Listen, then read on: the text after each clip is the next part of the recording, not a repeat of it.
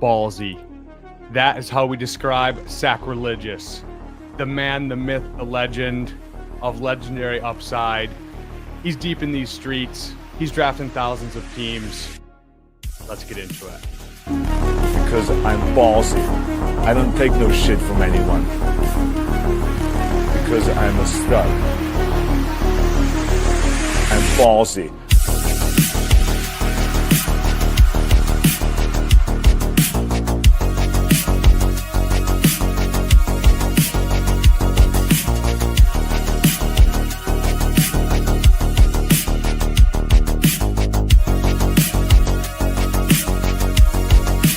Anywhere I want.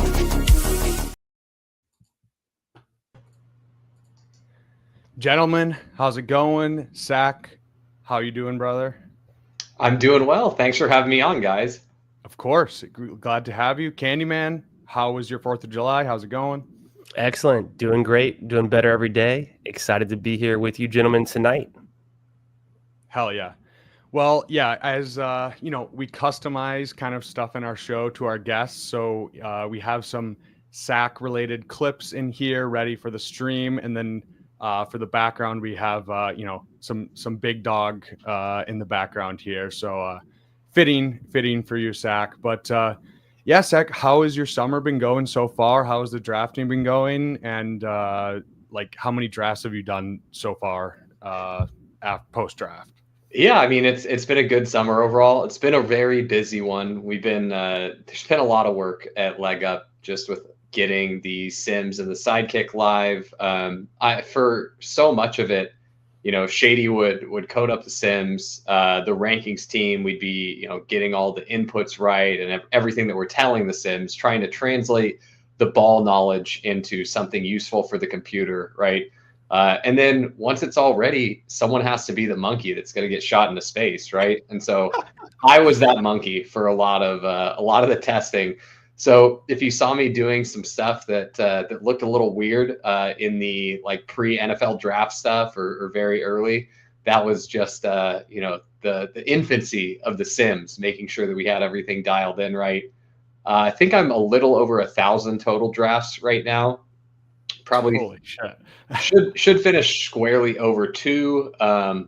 3,000 is kind of like the elusive number. I don't know if I'll get to 3,000. I mean, you can do it if you just do if you're just spamming the low dollar volume stuff, you can get there. But yeah, I don't max all the $1 tournaments that DraftKings puts out there, and I don't play on drafters at all. So it's purely just FFPC, Underdog, and DraftKings for me.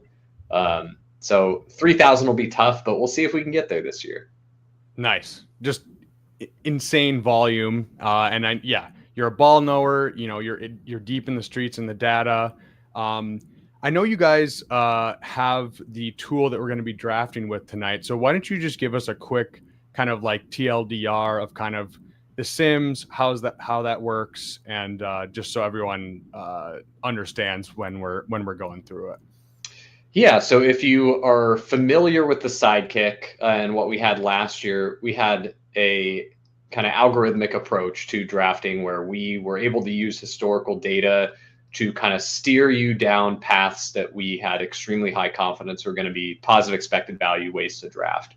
It wasn't all of the possible plus EV ways to draft, but we had good confidence that, hey, what we're telling you to do with the previous version of the Sidekick, these are going to lead to plus EV teams. But it was a lot more narrow of a focus for what we could steer you down, just because we didn't have the granularity and the ability that the Sims provide for us to be able to really explore everything that's possible and be the most flexible and really just put yourself in a position to exploit the rooms that you're in. When they do things that are, different from how the market is, if you're in an RB heavy room or a wide receiver heavy room, the Sims really can help you find the best way to take advantage of that in every draft. Okay. From a super high level, what we're doing is we're simulating the 2025 best ball season tens of thousands of times. And then we are getting realistic fantasy outcomes and fantasy scores for every week for every single player. And then we're taking those Sims and the the really nice part about using simulations when you're trying to do a stats project, and we're trying to undertake something like this to model out a fantasy football season, is you can look at those sim seasons and you would not be able to tell the difference between those and a real historical season. If I put game logs side by side for you of, hey, this was a real game log from player X and this was a sim season game log, you will not be able to pick it out. And that's kind of what we're going for. And that's what makes simulations so powerful, is we're able to generate lots and lots and lots of very realistic data. And that allows us to do much better analysis than just looking at, hey, here's the 5 seasons we're going to use as our sample, and I sure hope everything goes really similar to those. So we can use those realistic outcomes then and tell the sims, hey, here's the rules to the game. Here's how many positions or players of each position need to start. Here are the tournament settings, how many people advance out of each round, how big the finals are, the scoring format, all that stuff. And then we give the sims the actual outcomes from the players. And then the sims do the rest. They figure out, all right, what's the best way to play this game to maximize my EV? And that's how we've been able to support all the different formats this year, is the sims are just able to figure that out for us. We didn't have to go in and say, all right, sims, now listen up. Eliminator, it's real different. We gotta be safe. We need to make some eliminator ass picks. The sims know what an eliminator ass pick is, and the sims know what a risky pick in the eliminator is, and they're very good at blending things together to make cohesive teams. So that's awesome. The very high level what they're doing. But it's pretty cool to see them in action, because you can kind of see some of that stuff that I'm describing play out.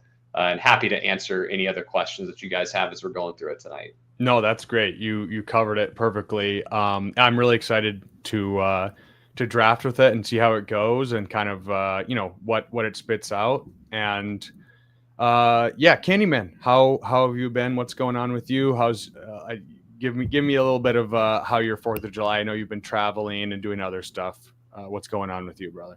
Yeah, man, doing great. Feeling good. Drafting a bunch of teams. I maxed the Dachshund when it came out over the last week. It was only open for a few days. I didn't get into the Chihuahua. I kind of set that one out. I drafted a few best ball Mania teams over the weekend, and just kind of kicked it, touched some grass, and yeah, man, I'm excited to do a draft with Sack, talk through the sidekick and what its capabilities are, and also learn more about how his drafting has evolved using this tool and the kind of information he's learned from it. Hell yeah. I want to say hi to everyone in the chat really quick. We got Cullen in here. We got I Was Inverted. We got Nick Bach with his signature WTF. We got people saying, where are you guys? Do you guys start drafting without us? We got Disbanded, Thad, Gerardo DFS. We got Meg from Fanspeak, the homie Hartman, Robert Griffin the Turd, the What. We got everyone in here. So with that being said, let's get into the ballsy take of the week. Hope you guys have been brainstorming your hottest takes, and let's get into it.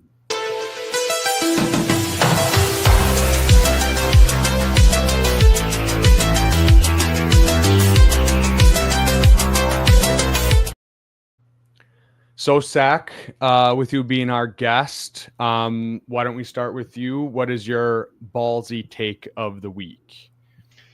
Oh, I had a couple mulling around in here, but I'm going to go with a fun one that I feel like, with the way this player's price has changed, is it's moving against this take now. It's the player's getting more and more room for this take to not be to come to fruition. But I'm going to go ahead and say Xavier Worthy is just fancy Rashid Shaheed this season, and people that were drafting him at the 3-4 turn will wind up very much regretting that. I got to say, I have been taking him at the 4-5 turn, where he's been falling some. Now I'm up to about, I think, 4% Xavier Worthy. But prior to his recent fall, I was pretty much fully out. But yeah, I just think with Rashee Rice coming back, that's very significant target competition for him. I certainly think he's a fine player in best ball. I just really don't like the price. Sure. If he were going later, I'd be really into it. Honestly, if you gave me him in the 6th round, I'd probably be smashing him. I'd be hugely overweight. Sure. I just think that the price is a little rich, but coming much more correct now. But previously, I was like happily taking Jalen Hurts, George Kittle, Marion Hampton, all those guys over him, and he was going far ahead of those guys previously. So yeah, it's kind of a weird thing where like JMO, Devonta Smith, and then there's all the guys that go in like the 5th round. It's like I don't think they're very much different at all. So it's kind of hard to like have one guy where you're just pushing him up unless you just really, really believe in him. Even Travis Hunter is falling now, sometimes to the late 50s. So yeah, that's just a weird range where it's really hard to kind of see any of those guys and just champion any one. There is one guy that I particularly like in that range, but we can get to that later. Candyman, let's get over to you. What is your ballsy take of the week? Yeah, and I got one, and it piggybacks a little bit off of Sackreligous ballsy take of the week. And in mine, I've been kind of thinking about when I was gonna, put this one out there and kind of in what context. But it's a player that was a rookie last season, just like Xavier Worthy, maybe a little bit underwhelming, but on a high-powered offense, he finished outside the top 60 wide receivers in his positional rank last season. I don't think he played every single game, and he really only had like 2 usable spike weeks. And this player, I think, could go from an outside the top 60 type of receiver to potentially, I'm going to get a little bit ballsy and push it a little bit, but I think there's potential this guy could take a big sophomore step forward in year 2 and, has a couple more usable spike weeks and finishes in best ball as a top, I would say, if I'm going to get ballsy, I'd say he potentially finishes at the top 20. I don't know if I can say top 24, but at least top 28 receiver, and that's Keon Coleman, who I think goes extremely cheap relative to some of these other year 2 wide receivers in his draft class, and for good reason too. Where he finished last year and was somewhat underwhelming, but if he can kind of get his things together and find the connection with Josh Allen, I think there's just an ability to maybe consolidate some of those targets in that Bills offense that was so spread out. Maybe some of those touchdowns that were scored on the ground last season convert to some longer touchdowns for a guy like Keon Coleman. Maybe they start to use him in the red zone a little bit more. So I think that's a player that I think has a ton of upside for this coming season. Yeah, that's like he was really young coming into. I think he was 21, and like similar to Worthy. Yeah, they were super, super run heavy last year. Maybe that regresses back. Obviously, we like Josh Allen. He can definitely slang the rock. And he's a formerly of Michigan State, then transferred to Florida State. So he is a Spartan dog at heart. And so I can co-sign that one for sure. And the last piece on that, before we get to your take, Bindles, famously, Josh Allen had the same number of passing touchdowns that Aaron Rodgers had last season. So only 28 passing touchdowns. If that number can bounce back to, the mid 30s, I think a lot of it could be due to a Keon Coleman breakout. So I'm kind of, if I'm taking Josh Allen, I really want to be taking Keon Coleman and vice versa. I think it's a bet that you would kind of make together. Hell yeah. Yeah. No, it's weird. He kind of goes in that weird range where I feel like I don't usually want to take him. There's like kind of usually running backs or quarterbacks kind of in that range, but I definitely think, yeah, that's a good case for him, and I can see it. I can see it. My take is Sack mentioned him as one of the guys that he likes taking kind of in that George Kittle, Jalen Hurts ranges. I think Omarion Hampton can finish as a running back 1. I think first round running back. Obviously, they signed Najee Harris to, was it 1 year, $5 million deal. So I do think Najee will kind of eat into his workload early on in the season, but I just don't. I think Omarion Hampton is talented enough, and he has the capital where behind that O line, I think their offense could take a huge jump. Kind of bringing in some actual weapons with Ladd, Trey Harris, Quentin Johnston. I think they're just going to be a really high scoring offense. Like I said before, great O line, and I think it's just weird that we have a first round running back going kind of where he goes. I think that's kind of an anomaly. And so I'm going to be betting on the draft capital, betting on the talent, and betting on the offense. And I think all those three things together just seems like he's mispriced. And I don't really want to, like, if I can bet against Najee Harris, I kind of want to do that. So.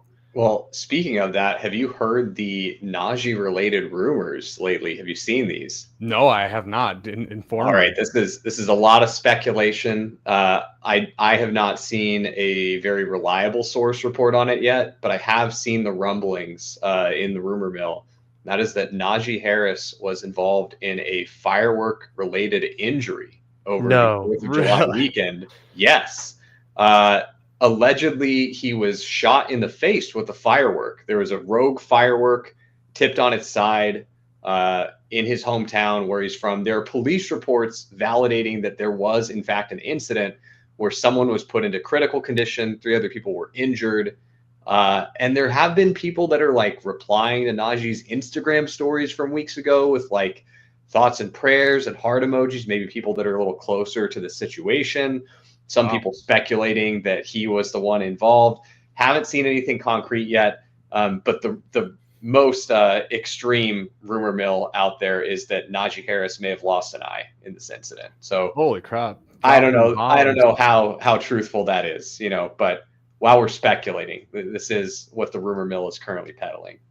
Okay, well, I mean, maybe if we get, even if people are worried about if it permeates the Twitterverse and whatnot, maybe Hampton gets steamed up a little bit just based on that and the speculation. So very interesting. I did not see that one over the weekend. So that's very new news to me as well, and not something I would have expected. But I'm not a fan of fireworks, so I can firework safety 101, just crazy.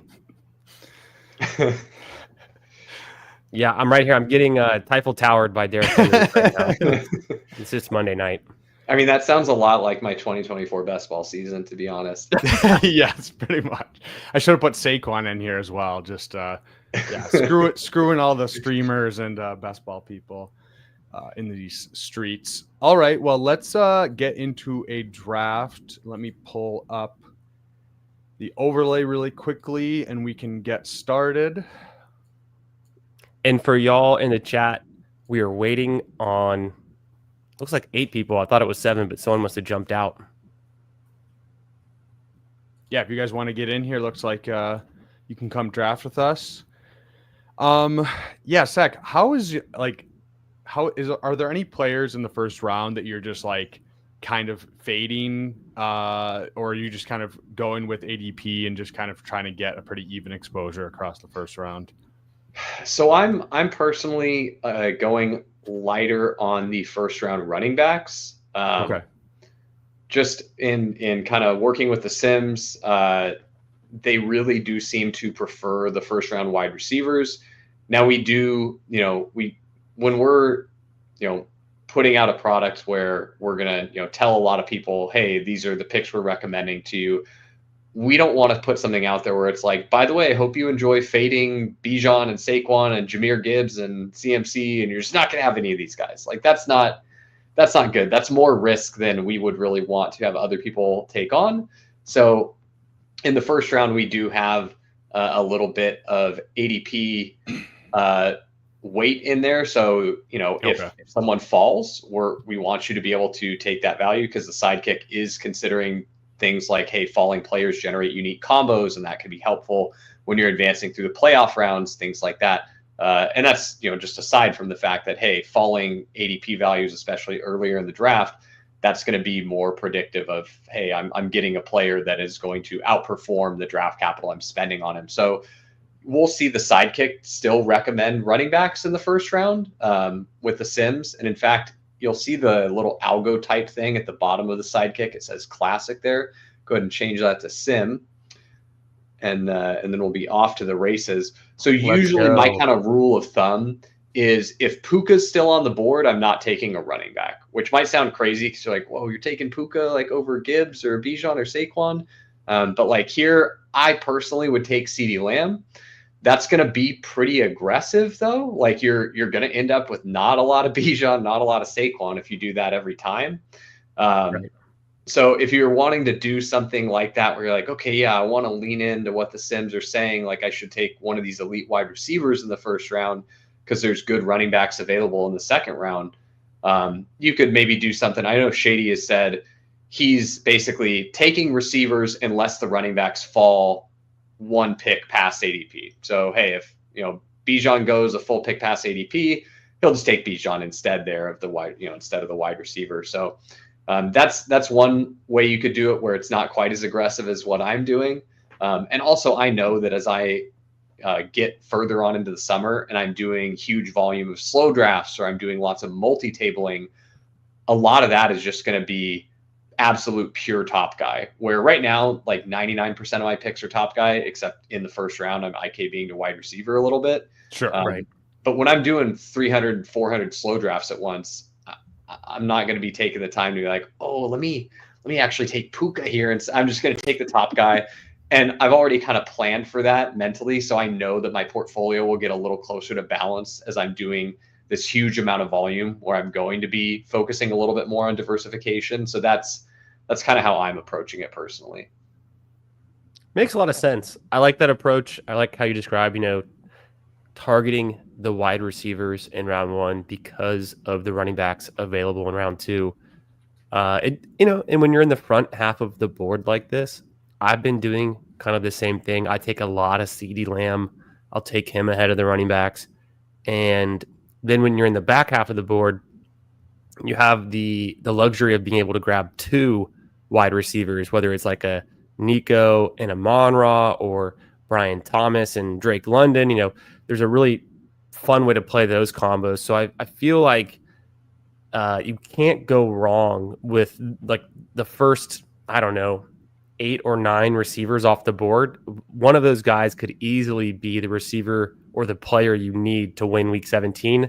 And that's how I kind of play into it. And then I think the running backs maybe are slightly more replaceable, but at the same time, like Achane, McCaffrey, Gibbs, one of those guys could just break the slate, kind of like what we were seeing Gibbs do kind of down the stretch at the end of last year. He wasn't exactly the guy you had to have had, but he had some massive weeks too. Yeah, absolutely. And that's one of the reasons I don't want to be full fading these guys, because I think these running backs are all really good players. I think in a perfectly efficient market, they'd go a little bit later.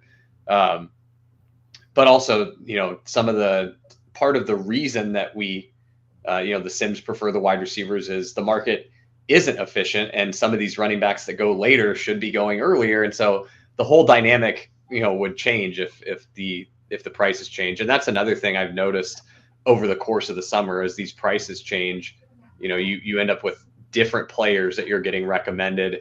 Even if our inputs on the player didn't change, it's purely a function of, well, hey, this is what's available later. And it does dictate what you're going to do now. Totally. We're back on the clock here. I want to get some of your takes on this one, Sack. There's the standard players available. I'll rank it by ADP. It's Rice, Hill, Higgins, and then Josh Jacobs.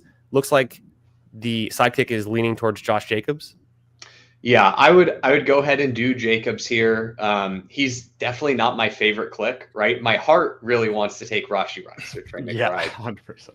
But I know that I do want some Josh Jacobs, and part of the reason that I take CeeDee Lamb in the first round is because, hey, I can just get Josh Jacobs here, and do I think he's a worse, straight up than the other running backs in the first round? Yeah, but I also think the 1v1s or the 2v2s of, hey, CeeDee Lamb versus Marvin Harrison, I'll take the CeeDee Lamb side of that all day. 100%. And so I think that's just kind of the trade-off there. And I've noticed the elite tight ends of McBride and Bowers falling a little bit. And so the fact that we can get McBride back here is why I feel good about taking Jacobs there. Because I'm like, I really want one of McBride or Rice. And I think I can get McBride back. So this played out pretty nicely for us. Perfect. Nice. So we'll go ahead and get McBride on this one. It sounds like do that. And it's a strong start where, we're trying to be as strong as possible at each positional group with the right draft capital allocations. But when you have a CeeDee Lamb, a Josh Jacobs, and a Trey McBride, it's pretty easy to see a scenario where those guys are finishing, the top or the top 3 in their position group in any given week. And if that's the right combo, then, this could be the winner. And so getting those first couple picks right, I think is, it's something that's we won't know until we know, but there's ways that I think you can actually build teams that, aren't as strong in these first couple of rounds. And there's some maybe landmines to avoid. Are there any players in this 2 to 3 round range that you think are either just way overpriced or just kind of avoids for you right now?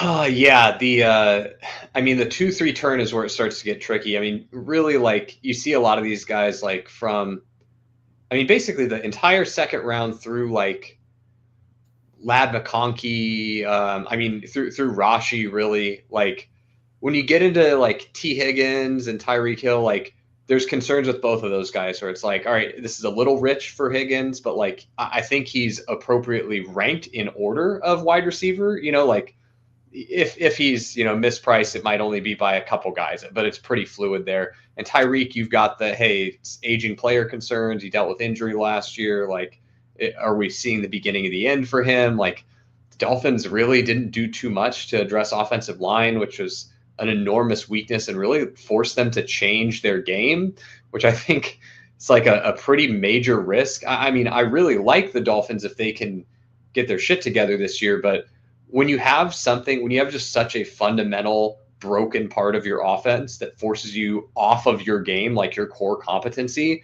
that seems really bad to me. Like, what makes the Dolphins really good is Mike McDaniel is really, really good at scheming up explosive run plays, which is a pretty hard thing to do. But a lot of the guys in the Shanahan tree can do that. And that's what makes those offenses so dangerous, is like, hey, you have to really respect the run. You can't just be like, we're going to shut down the pass, because those offenses with their scheme can really punish you for that.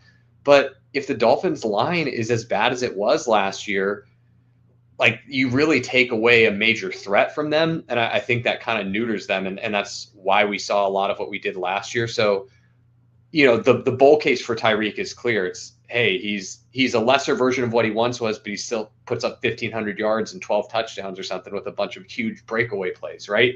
And it's like, yeah, that guy seems great at the 2-3 turn.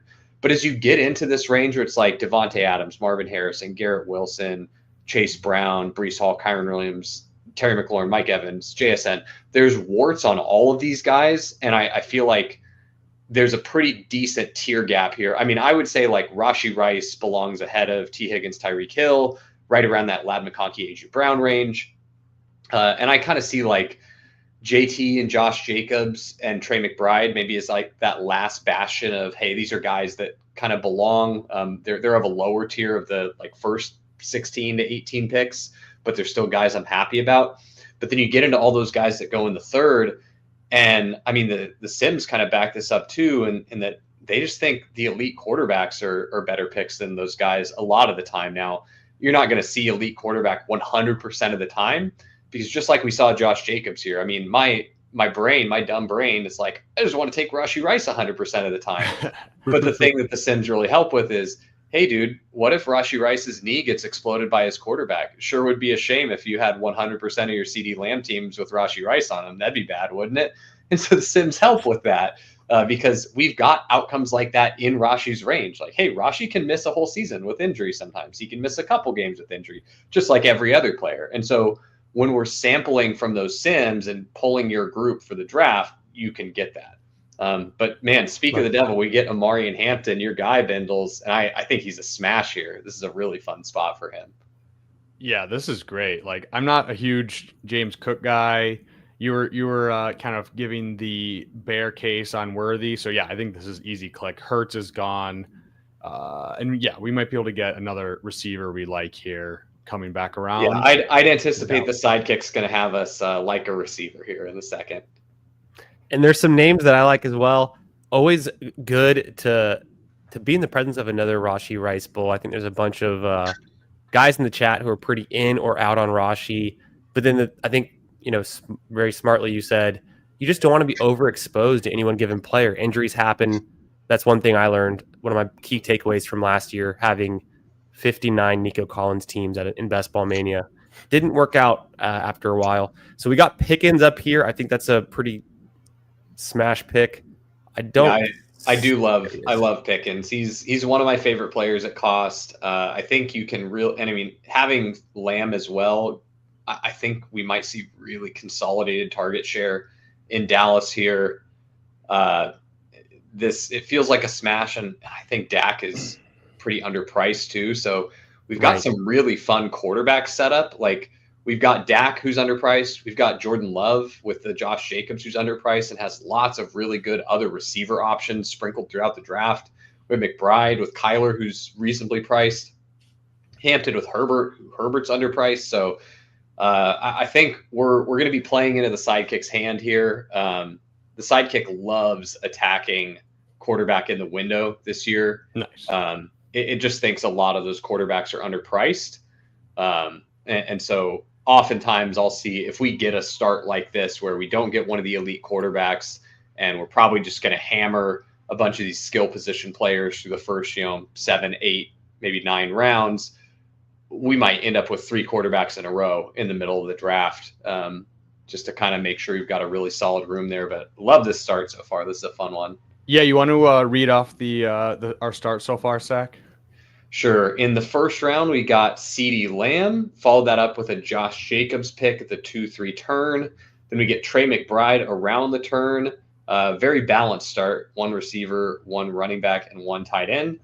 Then we get Amari and Hampton, one of Bindles' ballsy takes here. And then we follow that up with George Pickens getting... Abracadabra, my bitch way better. My wrist out the motherfucker better. Fish per K, I snook on the face. Green diamonds, I fucked up my bladder. Motherfucker trends, I been with my kids in the spot, cause family matter. Everything else you speaking about might get your ass whooped like a pedal. Yeah, fish scale, no scale, weigh it up. I spent 20 mil on a crib, pay it up. In Dubai, but the bitch from Israel. Call my phone, you fine as hell. In designer, but I would kill. You done sip 2 for me, so I can tell. Yeah. My bitch, wrist clean. I flex, don't bend. I am that king. 100 bands, clean up the scene. As your wife and you thought it was a dream. Nigga kicked through the door with their bling. I took off in the foreign machine. Ooh, the Pickens clips got me all hot and bothered. Okay, I'm glad we have a couple. You blessed us with your kind of guys that you're very high on and just personal favorite. So I'm glad we at least got one so far. So, God, I mean, just watching him, he's so nice, man. Like, the route running's so clean. Like, just the little technical stuff too is really good. And I mean, everyone knows what a contested catch freak this guy is, but to me, I think he might be one of the best, like, talent-wise wide receivers in the NFL. Like, it would not surprise me at all if we see this guy as a top 10 wide receiver, going into next year. He might not get up there all the way into, like, second round for fantasy, just because I think with CeeDee Lamb, and obviously, you got the 1-year deal for him right now, so he's going to need to get the extension. He's betting on himself. Sure. He might end up in a new location next year if Jerry Jones won't break out the bag for him, but it would not surprise me to see the talent really shine through here as he gets the best quarterback situation of his career. Yeah, that was one of my ballsy takes a few weeks ago. I think I said basically isn't that much of a different bet than T. Higgins, because, I mean, the pass volume for the Cowboys, I think, is going to be pretty insane, right? If we're assuming health, should be up there. And I mean, yeah, I think we're going to see the most targets so the most volume of George Pickens' career, and then also just kind of a, like you said, just super talented player and perfect situation playing off of CeeDee Lamb in that offense. So I'm all in on Pickens as well. So glad we could make that pick. Your comparison to Higgins is nice because I don't know if you heard Gretsch. He basically said the exact same thing. Like, why does T. Higgins go multiple rounds ahead of where George Pickens goes? You know, they're kind of similar in their situation and their talent. All right. On the clock here. Yeah, Judkins is available. I really like this. This is what picking Josh Jacobs does for you. It allows you to take these really fun rookies instead of having to do like a David Montgomery or DeAndre Swift or Tony Pollard here, who those are all backs I like, but we've already paid the we've got a guy who's going to get us points in the early season with Josh Jacobs. So we get to kind of backload. And that's one thing that is really nice from the Sims is last year, I definitely found myself a little heavy on rookies. And it's easy to get out over your skis on that. The Sims have a good way of balancing that out where, you know, we've been able to tell them, hey, these guys might have back-weighted or front-weighted production. Golden's really fun here, though. The team stack, too. Yeah, get the team stack. We're setting up that Packers bet. I really like it. So, yeah, we got something good going here. We're cooking. Last second question. Should we take Golden or Reed? I'll toss it up to Sack. I'll do Golden here, but I'll tell you, if you found yourself in this spot 100 times, to me, it feels pretty 50-50 with how the Sims treat it. I never know which one I'm going to see. If you do 1,000 drafts at the Sims, you start to kind of tell like, okay, when I'm in this spot, I know it kind of is going to lean or push me in this direction. At the very least, like have an idea of what position it's going to push me towards, if not like a handful of players it might be recommending. And in a spot like this, I could have told you, yeah, Golden or Reed are likely to be one of the suggestions after the Judkins pick.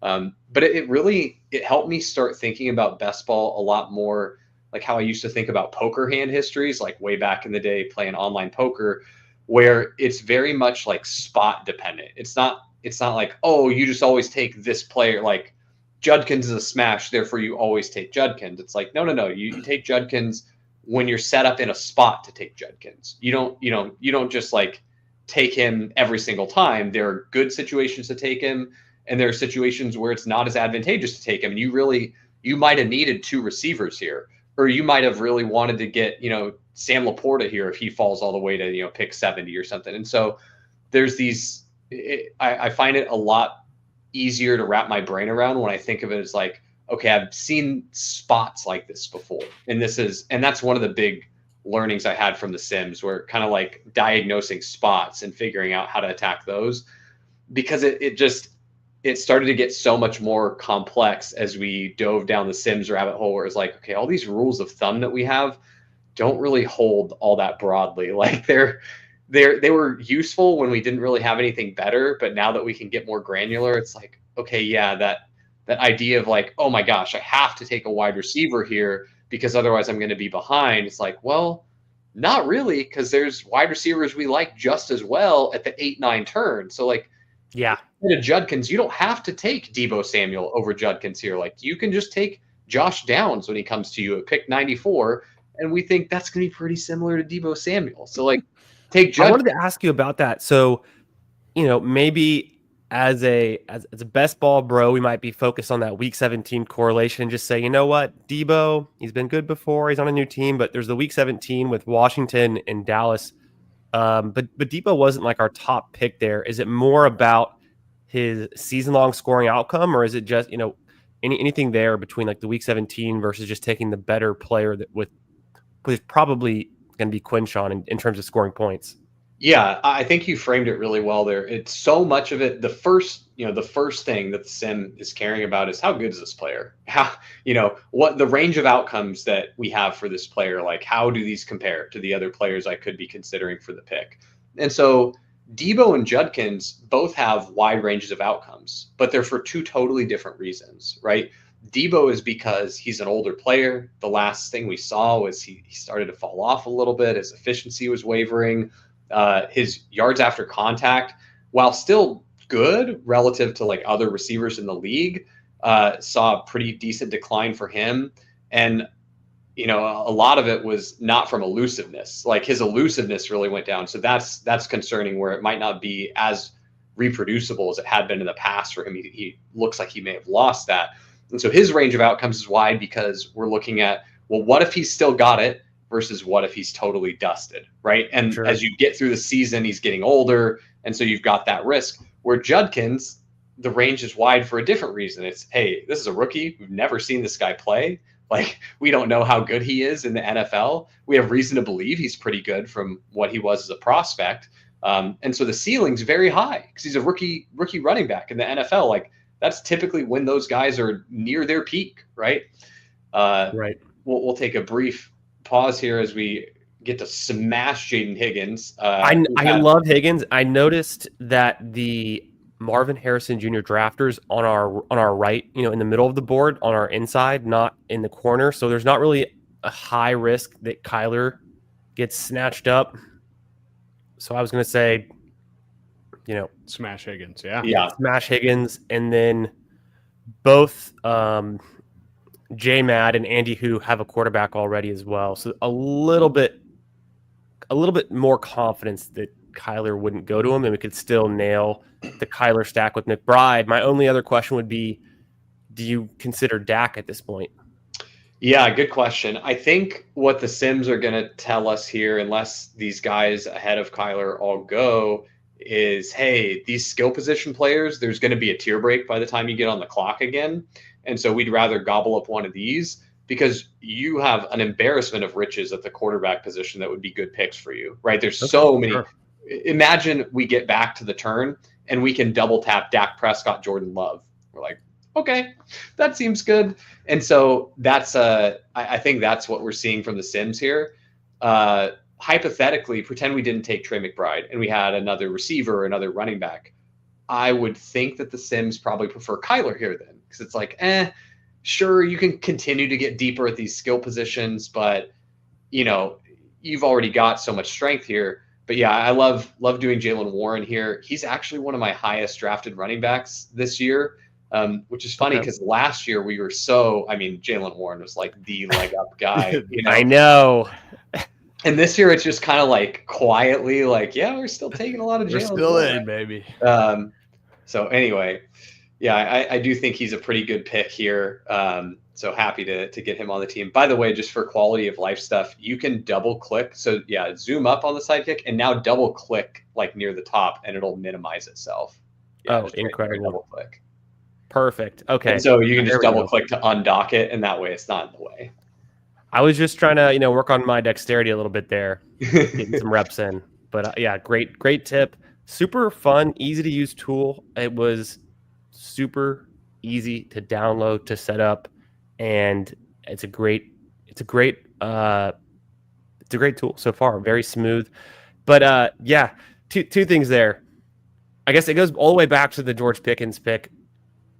4 words that come to my mind. Got that dog. I mean, he's got that dog, right? So it's like George Pickens, we're all, I think a lot of us are excited on him. Golden, I'm very bullish on as well. I'm a big orange blood, Texas Longhorn fan. And so I've seen Golden play. I saw his last season and he progressed. He made a lot of big strides. And I think he can run pretty much every route. And I'm excited. I know Dwayne McFarland in his supermodel comps, the high outcome for Matthew Golden is none other than Ladd McConkey, which is pretty similar in their college production. Matthew Golden actually has a little bit more draft capital, and it's kind of a fun comp for what the upside could be. Wait, who you're talking about there? Oh, you mean Matthew Golden? Ocean Wisner's already in the backfield. Ich bin jeden Tag geek, ich lauf von genau so wie Sackreligious. What the hell? 2.5 my speed exotic, Travis Kelly. What the hell? Golden makes the catch despite getting hit. Stick vom Ball lässt dich verschwinden. Kann Zaubertricks wie Harry. Was zum Fick? Sie sagen Männer ohne Geld kennt ihr ein Gig. Was zum Fick? Bitch, ich weiß überhaupt nicht mal, wer du bist. Was zum Fick? Ich hab Keks dabei, mein Rucksack viel Gewicht. Was zum Fick? Ey! We're going for one. It's overtime. Going for one is so comical.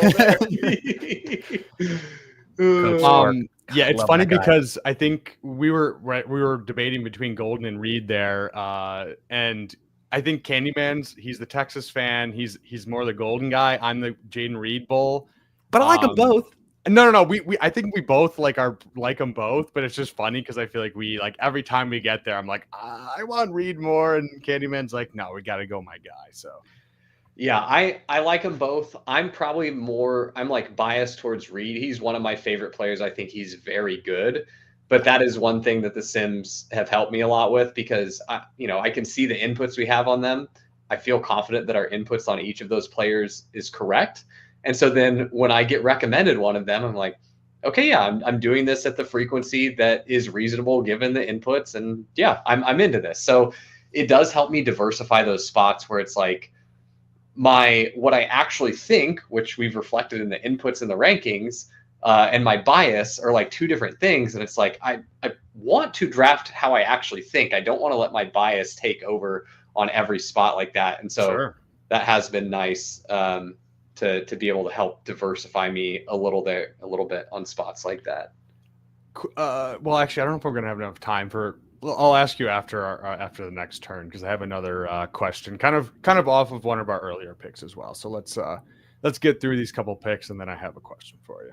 And then Sack, we'll make this pick, but I was a little bit surprised that maybe not surprised, but this is the purpose of the tool and using the sim, the sidekick, a lot more aggressive at getting early running backs. Very high T start for traditionally, more of the wide receiver bros and the zero RB bros that we've had in the rankings the last couple of years on leg up.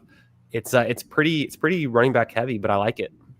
Yeah, and so much of that has to do with just the shape of this season. Like, where does the market have players priced? Who are good values? I mean, one of the things that you'll notice if you do a lot of drafts with the sidekick is there's a pocket of wide receivers that go late that I've kind of dubbed the Sims Infinity Stones receivers because it feels like they just want to collect them all every draft. And so it kind of treats the receiver position as, hey, there's these really good guys that I want to get as many of them as I can. And then after that, there's a big chunk of guys that are all really similar. And so it's not saying, hey, never draft those guys, but it more uses them as like a tool in the tool belt. Like, for example, if you were to take a running back in the first round, if instead of CD, we took Bijan or Saquon, right? Then those middle, like round 6, 7, 8 receivers where we were hammering running back, oh man, this played out so beautifully for us. Yeah, it's got to be love, right? I would assume he's still top guy. Pop it up just to see, but I would assume he's the top guy. Yep, beautiful. I mean, this played out so good for us. It was just like we called it. Dak Prescott, Jordan Love double tap. Got the big team stacks cooking here. Both of these are teams where I could reasonably see their pass rates going up this season as well. I mean, Packers, I think, are a really strong candidate to have their pass rate increase this year. I think a lot of that, what we saw last year with how aggressively they ran the ball and how minus PROE they were, had to do with the Love injury really early, right? In the season. Yeah. So he gets injured in week 1, and then he comes back and gets injured again. Like right when he's starting to get healthy, gets injured again. And so I just think so much of that was injury related and not really what they wanted to do. And then they go out and take Matthew Golden in the first round. I mean, to me, and they don't address running back in a very strong running back class, right? So it says a couple things to me. Number one, they're happy with what they have at the running back position already with Jacobs, and then the depth behind him. So whether that's Marshawn Lloyd, who I know, it's very fun to be Marshawn Lloyd curious, but, or the other guys they have behind there, they're happy with that. But I also think it's a signal that they're like, we really prefer to be passing a little bit more. Sack, when you take Matthew Golden and then Savion Williams, there's an indication that, hey, you might want to pass a little bit more. And then, like you said, you stay put with Emmanuel Wilson. And if Lloyd can get healthy, I think he can contribute something too.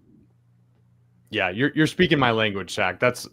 I mean, like I said, I'm in on both Reed especially and Golden. And it's just like, I think too many times we just take what happened last season and just place it on to the next season when it's like we're really trying to project forward. And like that's been my take as well, is just like, that is not how the Packers wanted the season to play out. Like, it was very much injury related, and we're just trying to, adapt to what is happening in this current season, not like their plan, what they're going to try to do this year. So, love that you're on the same page. Bindles, did you have a question you're going to ask before that last pick we made?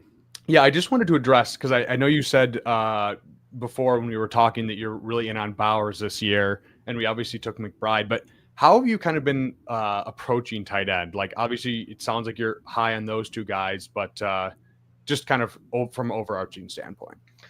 I mean, I think the three elite tight ends this year of Bowers, McBride, and Kittle are all pretty underpriced, just in the fact that if you look at the players that they go near, they either straight up outscored them last season, like scored more points than them, or scored very similar in points per game to them.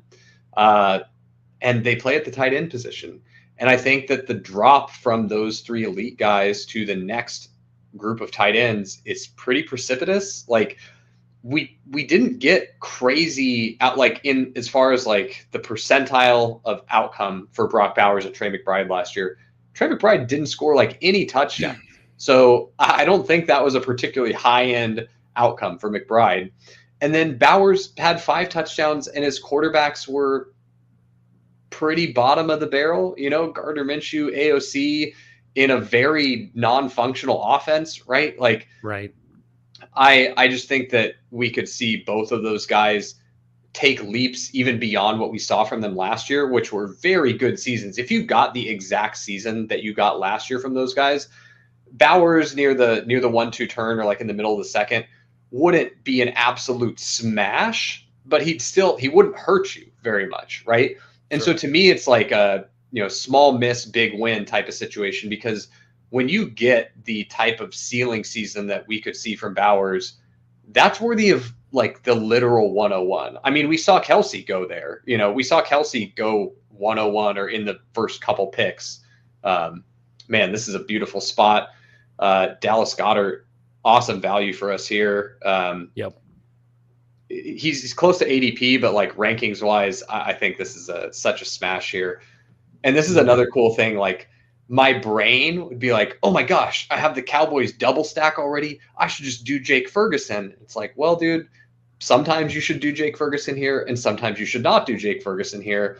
And having the ability to mix that up at a frequency that we think is correct is so powerful to me, because I was so guilty of this in the past, of just like having teams look way too similar to each other, because it was like, once you start down a path, it was like, all right, I'm just going to keep trying to progress down this logical path, where the Sims help us do the math and say, hey, you've got all the correlation baked in here for Jake Ferguson, and he still gets flipped by Dallas Goedert sometimes. So this is not a take Jake Ferguson 100% of the time type of thing.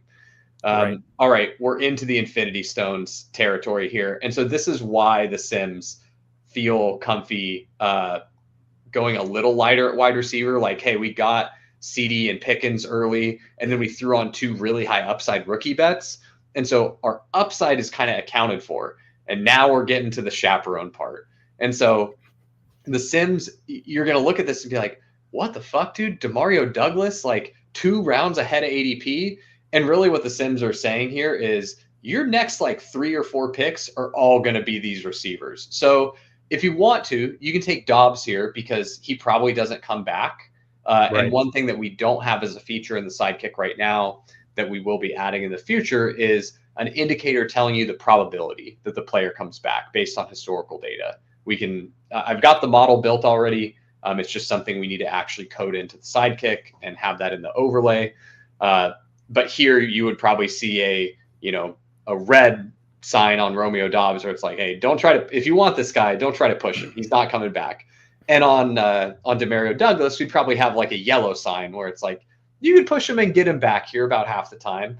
And so and now the kind of tricky part about that is sometimes the Sims are telling you, hey, I only need one of these guys. So like you might have these 3 receivers all at the top. And once you take one, it's like, cool, we're good.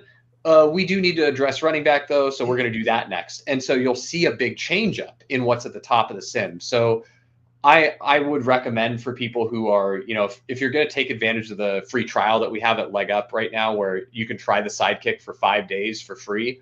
If you don't have any Leg Up sub active right now, you can just go do the free trial and you'll be locked and loaded, get 5 days to play around with the Sidekick and the Sims. If you're already an existing Leg Up sub, send an email to Pat at Legendary Upside, and he will get your free trial set up so it doesn't mess with your existing subscription. But I would recommend, if you're just kind of getting your feet wet with the Sims, for the first couple drafts that you're doing with them, don't really IKB, just so you get a sense of like how things work when you listen to what the Sims tell you to do all the way down through the entire draft. Because we do have it built where you could take this sucker out of the box and just click the top guy and build very good teams. And I would hazard to say that you're going to build teams better than 99% of what people are drafting, just because people are bad at drafting. Like even the people who are very, very good at drafting are not better than a computer. Like, it's really hard to hold all the things in your head that you would need to hold in your head to properly solve a game like this, right? Like, we talked about how weird it felt, and it felt weird to us too internally when we're like testing stuff. We're like, why are we so light at wide receiver? What the heck's going on here? And then we see like, oh yeah, Romeo Doubs, Wan'Dale Robinson, Demario Douglas, Josh Palmer. There's like a laundry list of all these guys that are just way too cheap at the end of drafts. And it's like, yeah, I can kind of plug my wide receiver 3 hole with these guys and really sacrifice very little when you look at, all right, I'm thinking of my wide receiver room as kind of like a curve. It's a distribution of all of the ranges of outcomes for how these guys come together to fill my roster every week, right? And it's like, actually, the difference between taking some of these guys, like Cedric Tillman went at 121. The difference between getting Cedric Tillman at 121 or even Xavier Legette at 144 or Kyle Williams at 129, or these guys that go at, we got Dobbs at 147. I'm assuming we're going to get another guy at 166 and another one at 171. The difference in the actual points that you score is almost nothing. And so it's like, yeah, it's just better to take Jordan Love, Dak Prescott, Dallas Goedert there, because the difference between Dak Prescott and Aaron Rodgers is really big. And the difference between Cedric Tillman and Wan'Dale Robinson is very small. And so it's just like, when we say it out loud, and also like if you were to look at projections for those players, you'd be like, oh yeah, that's kind of weird. They go so far apart. But it's so much shit to hold in your head. There's no way a person can hold all that in your head. And so that's why the Sims are so powerful, because it's like, we cannot download more RAM for our brains, unfortunately, but we could just have this nifty little thing over here hold all that stuff together for us so we don't have to think about it. That's very well put and really good info there. And my first reaction is when you said that we can't beat the machines, in theme with the Arnold Schwarzenegger Terminator Ballsy theme we have going on. It's like I don't know, we might have to fight these machines. They're getting pretty good. One of the Terminator quotes, my CPU is a neural net processor, a learning computer. And it's exactly what's going on with this Sim. It's a learning computer. It's here to take down the humans, and we have to fight back and resist Skynet. But not this time. Today, this is like Terminator 2. We're siding with Arnold, with the machines to win the ultimate glory. We're almost back on the pit clock. Yeah, I would say if you're trying to evolve as much as you can as a human to do battle against Skynet, one of the things that the Sims have taught us is that these third quarterbacks are just a little too undervalued. And so I would gladly just take Matthew Stafford naked here, when in past years I would have been like, Matthew Stafford naked, what are you talking about? But there are so many things that this third quarterback does for us that really, really helps our EV.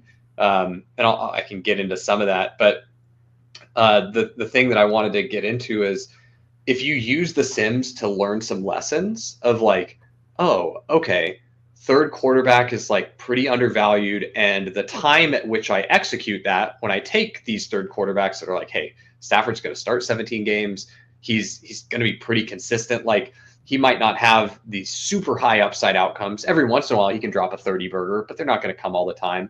But he's also really helping me from not putting up a score below 15 at the quarterback position, right? And the time when I want to do that is when my opportunity cost is super low. Because like we look at the guys by ADP here, and it's like, all right, it's some tight ends. I don't really need tight end. I got Trey McBride, Dallas Goedert. I want wide receiver, but it's like, all right, the wide receivers that I want, Jaylen Noel here, he's going to be here around the turn, so we can go ahead and take him, easy peasy. We get a little Houston thing going here with Noel and Higgins, which I really like. And so you can kind of see like the Sims said, hey, your CeeDee Lamb and George Pickens, those are great. They're going to produce right out of the gate. And then we're loading up on rookies with Golden, Higgins, and Noel. And then Romeo Doubs is here to be a little chaperone, try and make sure that if these rookies do get off to a slow start, we're not taking total zeros at our third wide receiver spot. But yeah, just learning, if you're like, it's more fun for me to think about the draft. I don't want to like let the Sims tell me what to do. That's totally fine. But learning from what the Sims tell us is a lot like how people learned from poker solvers, where you find yourself in a spot and you figure out what frequency should I be taking different actions at. Hey, based on the optimal strategy, I should call here this percent of the time, raise here this percent of the time, and fold this percent of the time.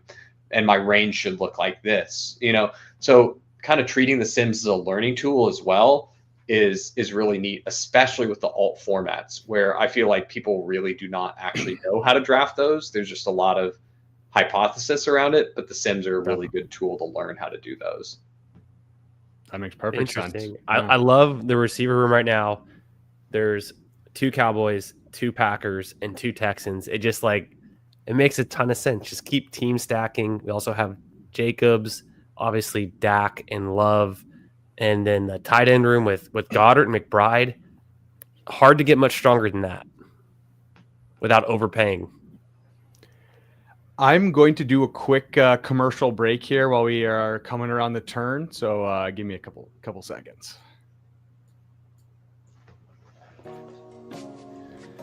Thanks everyone for tuning in to the Ballsy Show every Monday at 9:30 Eastern Time.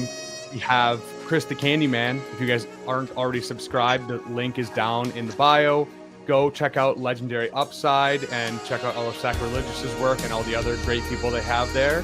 And if you are not already in my Discord, go and link is below, or you can scan that QR code and get in there and talk to some ball knowers. Thanks so much, everyone, and let's get back to our regular scheduled program.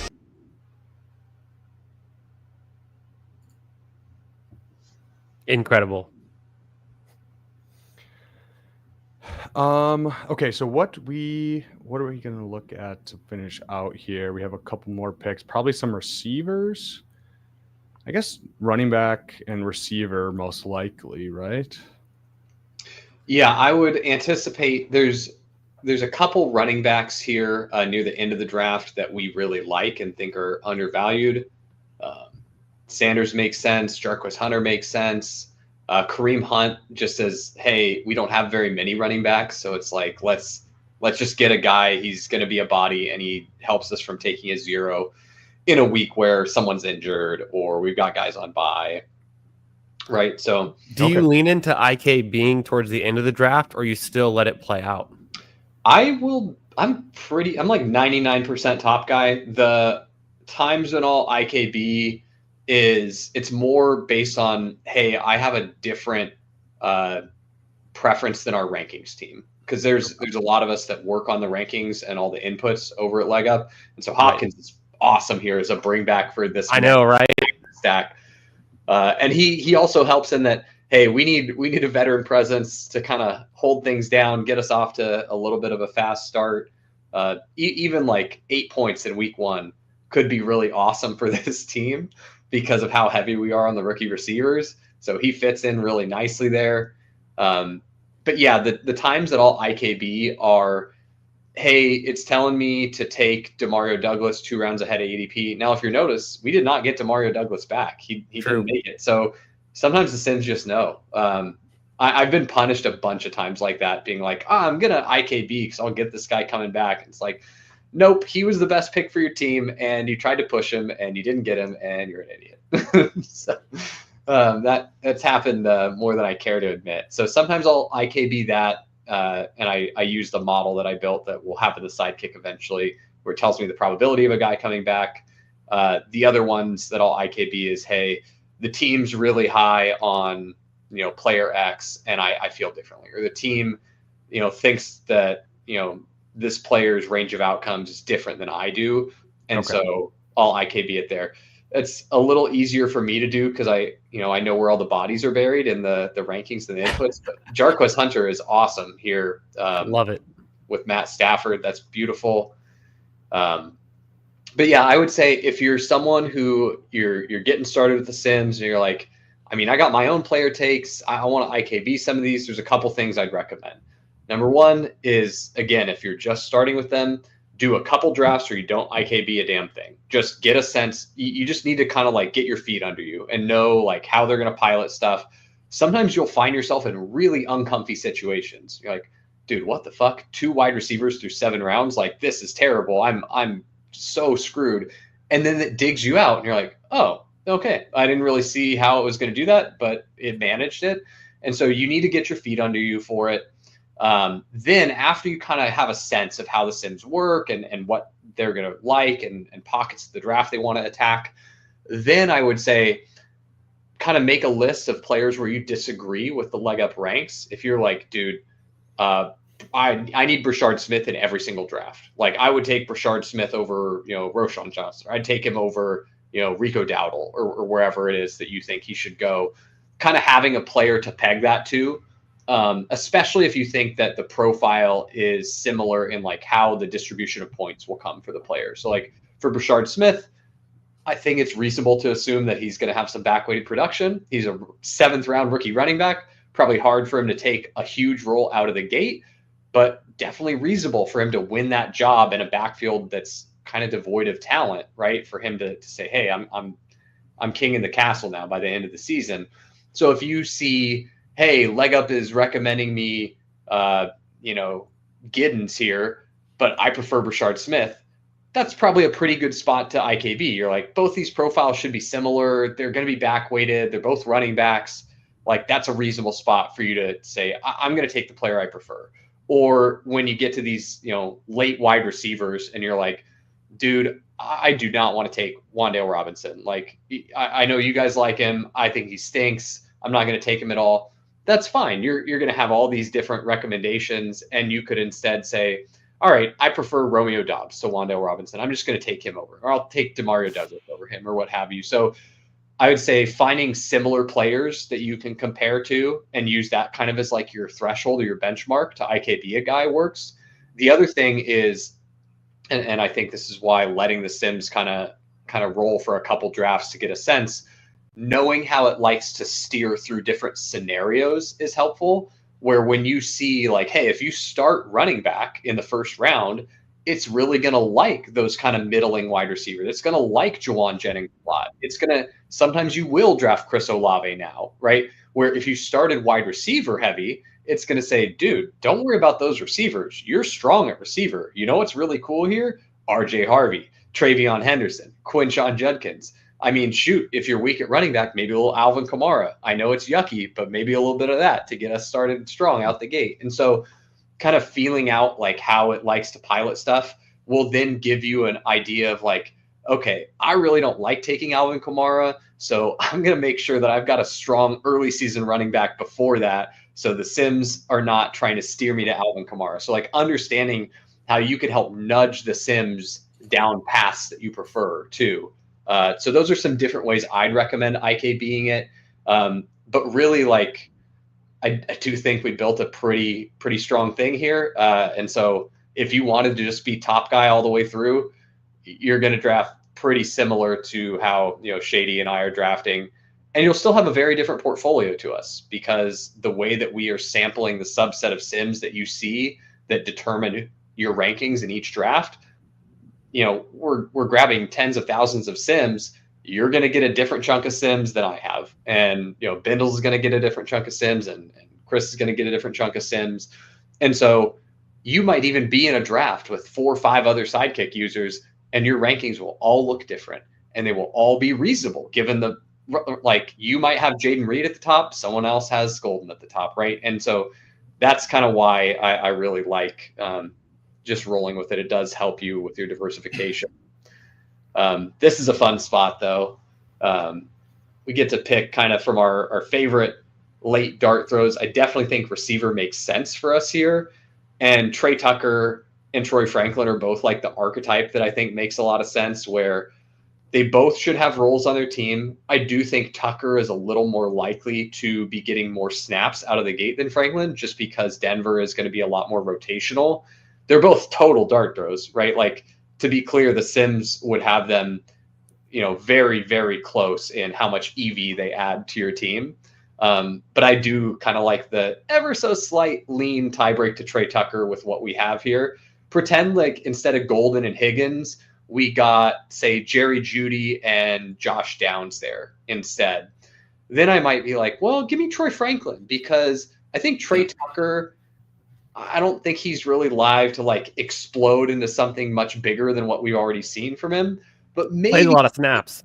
Yeah, he plays a lot of snaps though, right? He's out there, like he'll have some weeks we can use, especially with this wide receiver room.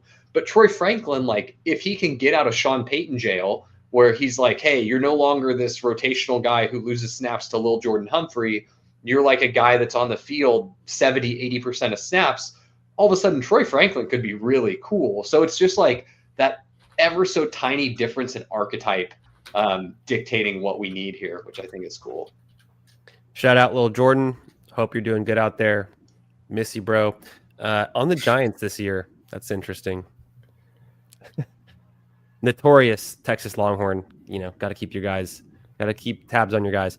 This team, extremely fun to draft, and not only using the sidekick, but Sack, getting your intimate knowledge of it, your kind of FAQs and pro tips, super helpful, because it added so much more context to kind of how we're drafting and what's going on.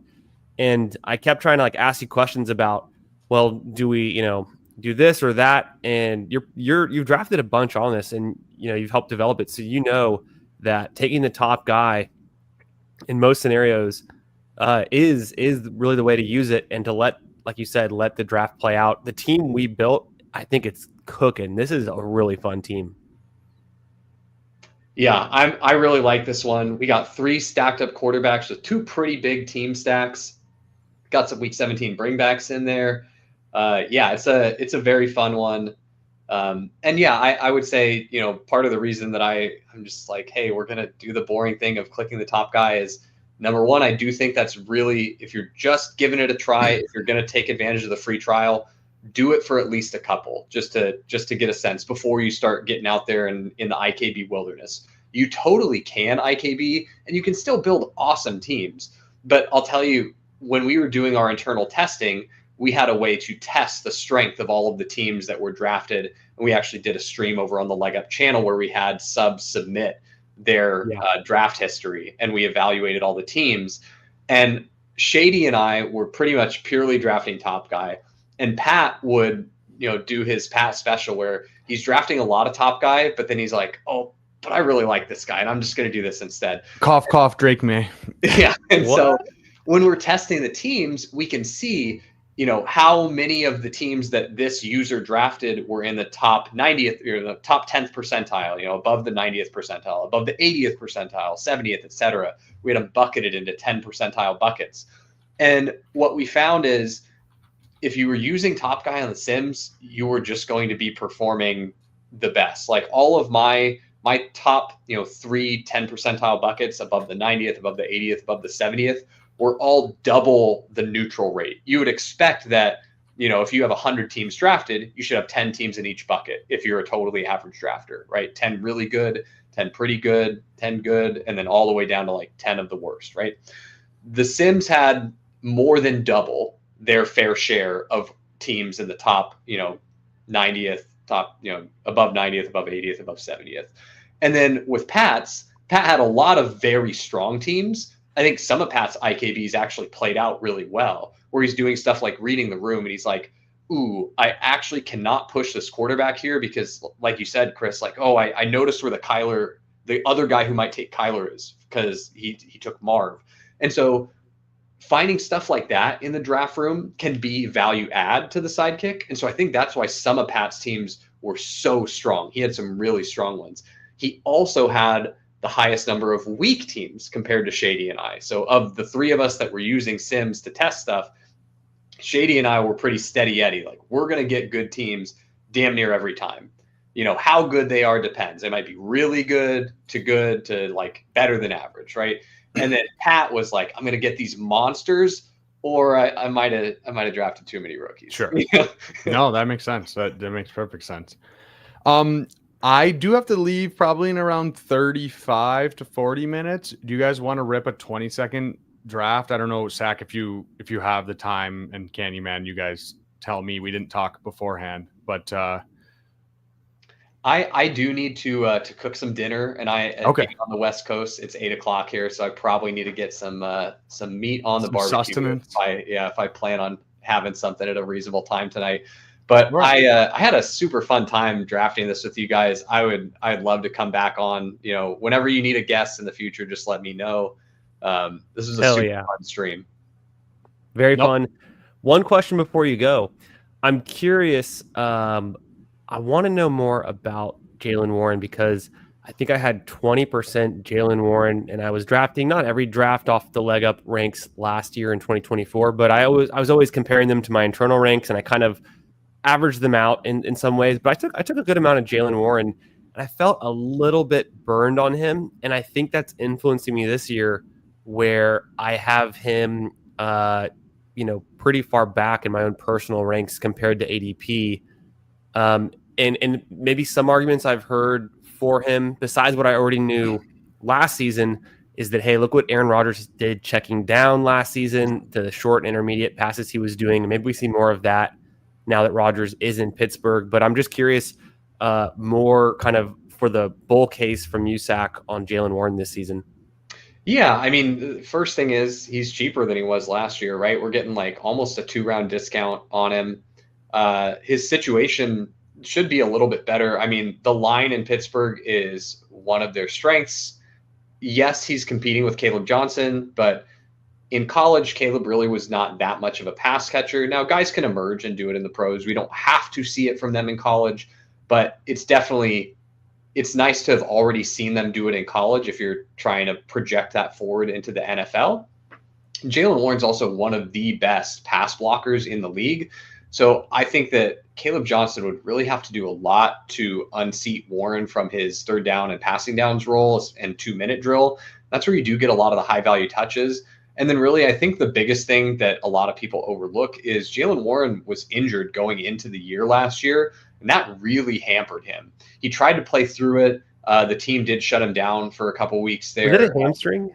Yeah, he had a hamstring, and then I believe he had like a compensation injury early. It might have been, I can't remember exactly how it played out, but he had the hamstring in camp, then started the season and I think missed a couple games, and just ended up kind of banged up. Really, I don't think got right until late into the season. And I do think that really impacted him quite a bit, where, he always has been a pretty efficient runner. He's been good in the receiving game, and he just did not look right to start the year.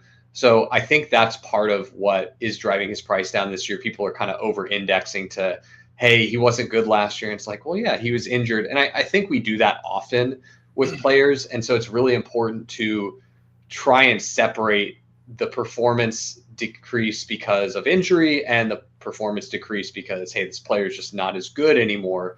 So there are lots of players where that gets muddy, where it's like, well, is Travis Etienne just really washed and bad now, or was it because he was pretty injured last year? And we've seen this with him, where he has faded down the stretch in a couple years now, where he's not the type of guy that holds up well to a lot of work, where when he gets banged up, he kind of falls off. There are other guys that are just freaks of nature. Derrick Henry doesn't give a shit if he's banged up. Like, Derrick Henry could be running with, a broken toe, and he's like, I don't care. I'll deal with it in the offseason, right? Like, I mean, you see guys like that they're just freaks. I mean, Najee Harris is a pretty good example too. Guys never missed a game.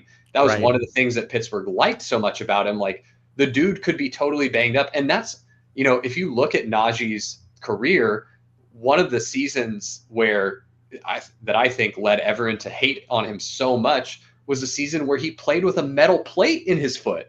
Like, yeah, dude, if you've ever had a metal plate in your foot, it's kind of hard to run. And I would imagine it's really hard to cut at the speeds that these guys are doing and change direction aggressively, right? And so Najee just plays through it because the guy's an animal, right? He doesn't care, but it leads to this really bad efficiency. It makes him look way worse as a player. And so it's really difficult to extricate how much of this was injury, how much of it was talent related, right? But I do think keeping that in mind, especially when you're trying to come up with a range of outcomes for players and not punishing a guy's ceiling for what you saw as like a floor or like slightly sub-median outcome in the case of Warren is a really important way to look at it, where what we saw last year was probably, closer to a floor than a median, but probably not like all the way down in like, the bottom 10th or 20th percentile for him. But when you frame it that way, it's like, okay, now I've kind of got a concept of what like a middling to bad season looks like for the guy. I also know what like a stretch of really good games looks like for him. I don't know that he could carry, if you look at the best stretch of Jaylen Warren games where he's, getting tons of work and was super efficient historically, it's like, yeah, could he carry that for the full season? Maybe not, but it's like, at least you have the idea. And also remember, in the vast majority of the formats we're not playing full season formats. A lot of this is single week stuff. We care about how are you doing specifically in weeks 15, 16, and 17, right? Can you come on at the right time? And so I think a helpful way to frame it is, does a guy have a ceiling that's high that could be sustained over just a couple week period, right? And so that to me is, something where I can check the box and say, yeah, definitely. If Caleb Johnson is bad, if Caleb Johnson is injured, if the Steelers are so bad that they end up having to pass so much and Warren is just this check down monster. Like there's all these paths to where at the right time he could be peaking and reaching a ceiling outcome that's so significantly different than what we saw last year. That's kind of the way that I would frame it. And just try to not be, it's okay to like learn lessons from previous years and be like, okay, this guy burned me. I don't want to like touch the hot stove again. But we also want to have the context of like, why did I get burned? Why was this outcome something that is like, yeah, this just happens the majority of times and I was an idiot and over indexing to when the good stuff happens? Or is this the kind of thing where it's like, hey, this doesn't happen super often. Like it definitely can't, maybe 3 or 4 out of 10 times you get another season like that from Jaylen Warren. But it's like, I mean, shoot, if 6 out of 10 times I get something better than that and I get it 2 rounds later, that's probably pretty good. And then what does the high end look like? So that's kind of how I think through it and a little bit of like how we think through stuff behind the scenes when we're putting together these ranges of outcomes for players. Sure. Damn it, I'm back in. That's all it took. I'm convinced. And that makes the context makes a lot of sense. And then also, I like what you said up top about he's cheaper than he was last year. It's a different bet. And then what's the same, what's different, things to consider, all the context. Bindles, I think there's also we had our fans, our bros in the chat put together their most wanted question to ask Sackreligous. It's the question everyone's wondering. Everyone wants to know, Sack. Are you ready for it? Let's hear it. Waffles or pancakes? Ooh, man. I love both. I think I'm a waffles guy because one of my go-to breakfasts to cook is a chicken and waffles. Yes. I bread my fried chicken with honey bunches of oats. Ooh. And you get like, instead of using breadcrumbs, you crumble up a little cereal. It's got some sugar in there, so it gets a little nice and caramelized, real crispy. So that's the go-to. Little chicken and waffles with some honey bunches of oats for the breading. Wow. Good call. I like that. I'm a big fan of waffles and chicken and waffles. My little thing that I like to do with chicken and waffles is I like to use a syrup that you can either do jalapeno peppers or just kind of red peppers, but a sweet and spicy maple syrup on the chicken and waffles gives it a nice kick. You get the hot chicken with the waffles, the sweet, the spicy. So it's, You're speaking my language. Yeah, that's right up my alley. You're welcome over for breakfast or brunch anytime. Hell yeah. So when we get to week 17 and this Best Ball Mania monster team that we drafted is cruising along with Dak Prescott and the Jordan Love stacks, and then Matthew Stafford for good measure too, we can celebrate with some chicken and waffles in after week 17. That's the way we'll celebrate this victory, taking down this tournament for sure. I look forward to it. Amen. Incredible.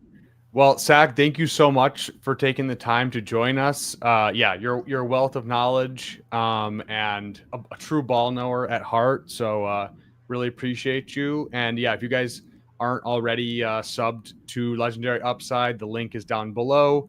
Go and try out the Sidekick. There's, like you said, there's a 5-day trial right now going on. And any other closing words for us, Sack, before you go eat some dinner and get some sustenance? I mean, just thanks for having me on. It was a really fun stream, and look forward to doing it again, guys. Awesome. Thanks so much, Sack. All right, have a good one. Appreciate you. Candyman, what are you thinking here, brother? You want to do? I can probably make a 20-second work, but it's completely up to you. You're driving the boat. I think we had a really good stream, a really good draft. I think we'll have to do it again soon. I think we'll have to call it on that one. It's quality over quantity tonight, but we like to mix it up. We're always having extra special guests on. Shout out to Bindles for bringing together the graphics, the incredible background we have here, the clips, and all of the production value. Make sure you're subscribed to Bindles' channel. Make sure you hit the like and come hang out in the Discord. We're talking Dynasty. That we're on the verge of Dynasty season kicking back up. We're kind of in that lull right now. Maybe some trades are going through. Bindles has free Dynasty ranks that he has in there, and they're updated constantly. And he'll let you know when. And you can also get like trade questions answered. It's a good community. It's growing, and come join us in there. And then, we've got more ballsy drafts and streams on the horizon, coming up with some more extra special guests. So I'm pumped. Monday nights, 9:30 p.m. Eastern time. You know where to find it. Amen. Couldn't have said it better myself, brother. Yeah, make sure you guys are go sub to Candyman. He's streaming almost every night, so you're going to be wanting to sub to him and turn on that notification bell so you don't miss a single stream of his. But yeah, thanks so much, everyone, for tuning in. Hope you guys enjoyed Sackreligious and all his knowledge, and we will see you guys next week. Adios.